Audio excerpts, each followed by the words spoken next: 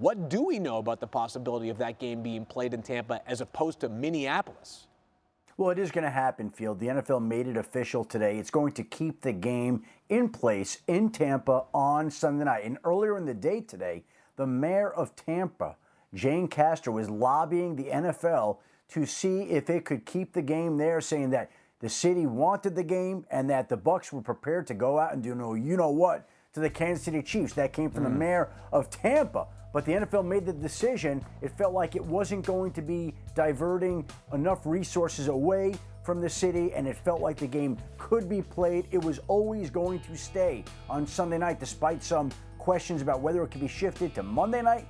But the NFL made the decision not to move it to Minneapolis, to leave it in Tampa. And so we will have Tom Brady squaring off versus Patrick Mahomes in Tampa on Sunday night, as scheduled. Yeah, Shefty, thank you so much for that. And again, there are things much more important than football taking place down in Florida, and we continue to send our best to everybody who has been impacted by this very scary situation. In the NFL world, we do know that Chiefs and Bucs is an important game. It's one of those you mark your calendars for. So let's take a stab at sort of diving into it on the field here with Dan and Mina. And Dan, the Bucs offense put up just 12 points this past Sunday. Yeah. What needs to change there? They have to become the Tennessee Titans.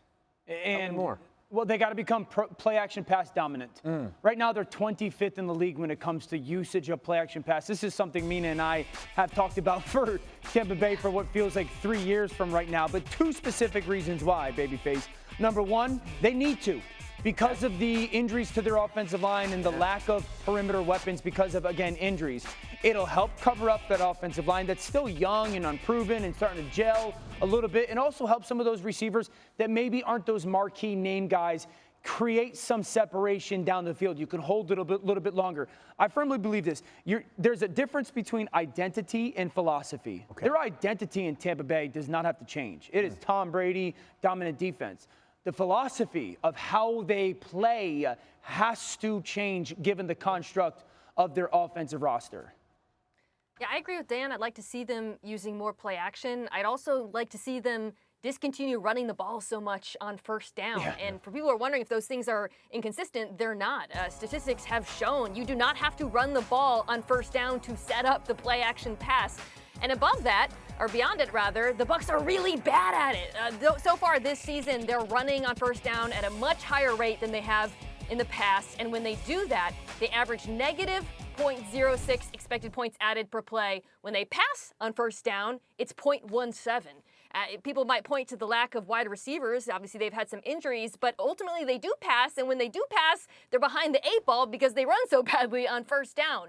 So that's something I'd like to see in this one, just to set up Tom Brady for more success and not put him, in a disadvantageous situation on later downs. Yeah, it's one of those things. You guys have heard me say this before: first down, second down, first down, and kind of taking out the option of getting to third down and 3 or third down and 4. Tom's always been one of the great play-action passing quarterbacks in the league with the ball handling that he has to do. And I want to make it clear for everybody, I'm not talking that you become the 49ers or the Cleveland Browns.